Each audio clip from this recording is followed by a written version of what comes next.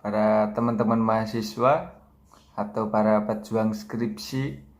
Kali ini saya mau memberikan tips untuk memilih atau menentukan judul skripsi atau penelitian Anda, ya. Jadi buat teman-teman mahasiswa ataupun para pejuang skripsi yang sedang kebingungan ataupun kesulitan dalam menentukan atau membuat judul skripsi, simak video ini sampai selesai, ya. Siapa tahu dari para pejuang skripsi dapat mendapatkan ide ataupun gagasan dari video ini. Langsung yang pertama ada tips, yaitu menentukan topik.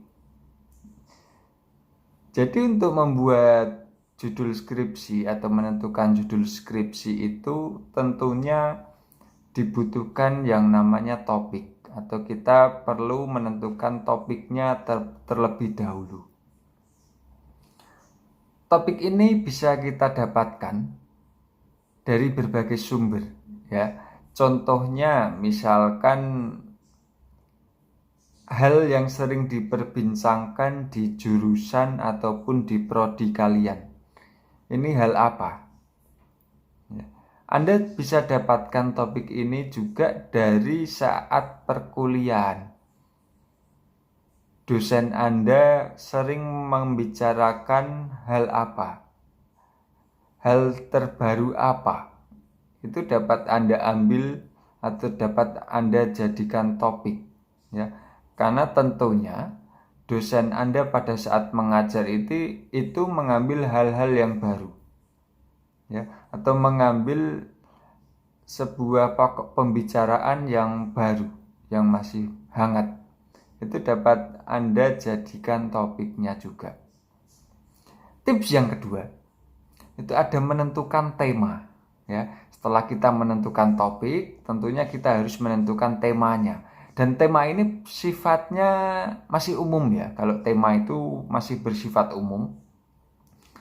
Dan tema ini bisa kita buat menjadi lebih spesifik, ya. Karena tema ini sifatnya umum, jadi kita buat menjadi lebih spesifik. Itu. Atau kita kerucutkan. Next, ada menentukan fokus penelitian, ya. Jadi dari fokus penelitian ini kita bisa mencari referensi dari penelitian-penelitian yang sudah ada, dan dari penelitian-penelitian yang ada ini sekiranya yang dekat dengan tema yang akan kita ambil ini yang mana, penelitian yang mana. Itu kita harus mencarinya di sumber-sumber dari jurnal ataupun di perpustakaan, ya. Kita harus berusaha mencari itu. Dan kita juga perlu menentukan pokok permasalahannya. Tahu permasalahan yang ada ini apa. Atau permasalahan setelah kita mengamati, kita observasi, kita menemukan permasalahan apa.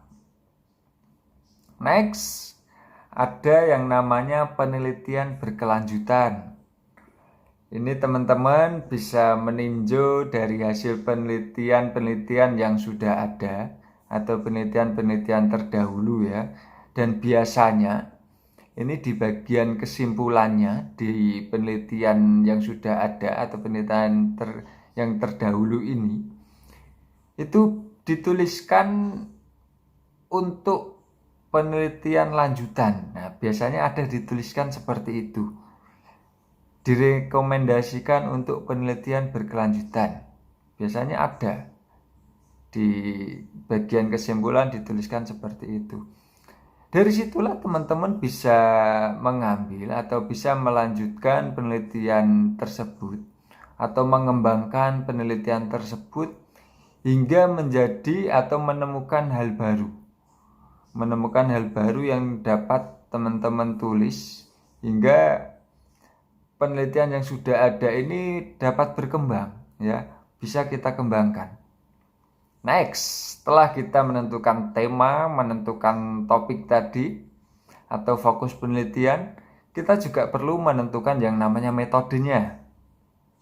Metode ini dapat kita pilih dengan metode kuanti ataupun metode kuali, ya. Apa itu metode kuanti? Metode kuanti ini sifatnya mengukur, ya. Jadi mengukur ketercapaian dari apa yang kita mau teliti.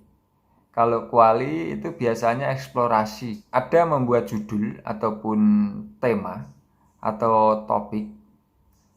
Itu harus kita sesuaikan dengan waktunya, ya. Saat kita sudah menentukan tema, topiknya, kita harus berpikir, kita harus tentukan apakah hal ini dapat kita selesaikan dengan tepat waktu selama 6 bulan. Karena biasanya dari kampus ini kan memberikan waktu untuk kita penelitian atau membuat skripsi ini hanya 6 bulan. Jadi jangan sampai penelitian kita ini selesainya lebih lama, ya, atau melewati batas waktu yang sudah ditentukan di kampus.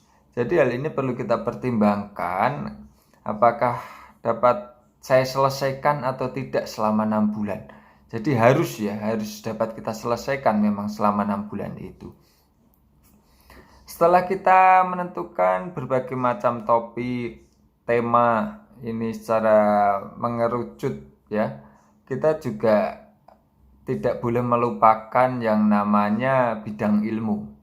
Karena penelitian yang akan kita angkat atau permasalahan yang akan kita angkat ataupun judul yang kita tentukan nanti tidak boleh melewati ataupun tidak relevan dengan yang namanya bidang ilmu kita atau bidang ilmu yang kita ambil. Dia harus linear, harus sesuai, ya. Selain itu, kita juga perlu mempertimbangkan yang namanya alokasi dana. Karena penelitian ini tentunya membutuhkan dana, kita harus mengeluarkan dana. Jadi kita harus menentukan lokasi kita ini terjangkau atau tidak. Penelitian kita ini nantinya membutuhkan dana seberapa banyak. Mampu atau tidak kita mengeluarkan itu? Kita merasa kerepotan atau tidak?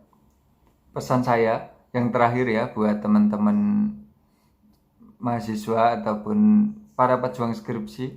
Jadi buatlah penelitian kalian ini semenarik mungkin, sebagus mungkin, sehingga penelitian kalian ini memang benar-benar sangat bermanfaat bagi orang lain ataupun orang banyak.